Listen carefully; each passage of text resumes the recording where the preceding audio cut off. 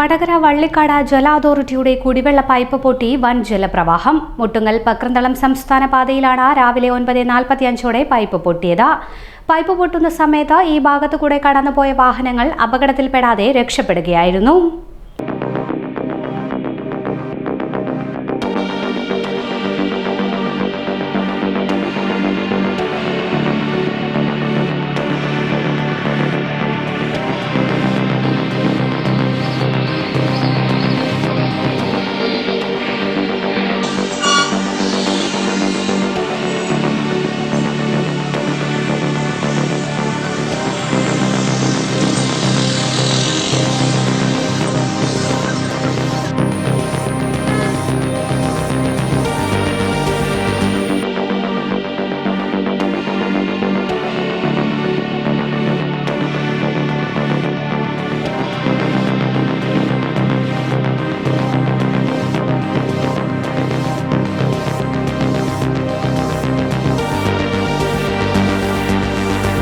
ജില്ലയിലെ പ്രധാന കുടിവെള്ള പദ്ധതിയായ വിഷ്ണുമംഗലം പദ്ധതിയിൽ നിന്നും പുറമേരിയിലെ ജലസംഭരണിയിൽ പൈപ്പ് വഴി വെള്ളം എത്തിച്ച് ഇവിടെ നിന്ന് ശുദ്ധീകരിച്ച് ഏറാമല ഒഞ്ചിയം പഞ്ചായത്തുകളിലും വടകര തീരമേഖലയിലും വിതരണം ചെയ്യുന്ന പൈപ്പാണ് പൊട്ടിയത്.